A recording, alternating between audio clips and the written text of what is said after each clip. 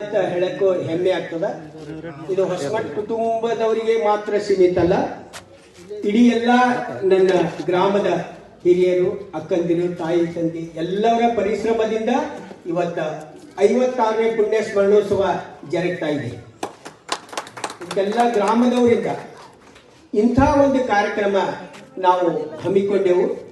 ಪ್ರತಿ ವರ್ಷ ಹುಣ್ಣಿಮೆ ಮರುದಿವಸ ನಮ್ಮ ಮಿತಿ ಪ್ರಕಾರ ನನ್ನ ತಂದೆ ತಾಯಿಯವರ ಪುಣ್ಯ ಸ್ಮರಣೋತ್ಸವ, 56ನೇ ಪುಣ್ಯ ಸ್ಮರಣೋತ್ಸವ ತಂದೆಯವರು, 43ನೇ ಪುಣ್ಯ ಸ್ಮರಣೋತ್ಸವ ತಾಯಿಯವರು. ಈ ಕಾರ್ಯಕ್ರಮ ಮಾಡಬೇಕಂತ ನನ್ನೆಲ್ಲ ಗ್ರಾಮದ ಗೆಳೆಯರ ಬಳಗದೊಳಗ ನಾವೊಂದು ಹಮ್ಮಿಕೊಂಡು ಈ ಕಾರ್ಯಕ್ರಮಕ್ಕೆ ನಮ್ದೇ ಒಂದು ಸಂಕಲ್ಪ ಇತ್ತು. ನಮ್ಮ ಗ್ರಾಮಕ್ಕೆ ಈ ಪುರ ಪ್ರವೇಶ ಮಾಡಲಿಕ್ಕೆ ಯಾರು ಬರಬೇಕು, ಯಾರು ಬಂದಿಲ್ಲ, ಅದನ್ನೆಲ್ಲ ಕುಲಂಕುಷವಾಗಿ ವಿಚಾರ ಮಾಡಿ ಇದು ನಮ್ಮ ಶರಣರ ನಾಡಿನ ನಡೆನಾಡಿನಂಥ ಒಂದು ಗ್ರಾಮ.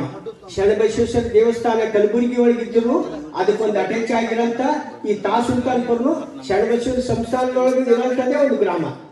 ಈ ಗ್ರಾಮಕ್ಕೆ ನಾವು ಶರಣಬಸವೇಶ್ವರ ಸಂಸ್ಥಾನದ 9ನೇ ಪೀಠಾಧಿಪತಿ ಚಿರಂಜೀವಿ ದೊಡ್ಡಪ್ಪ ಅಪ್ಪ ಅವರಿಗೆ ಕರೆಸಬೇಕಂತ ಸಂಕಲ್ಪ ಮಾಡ್ಕೊಂಡೆವು.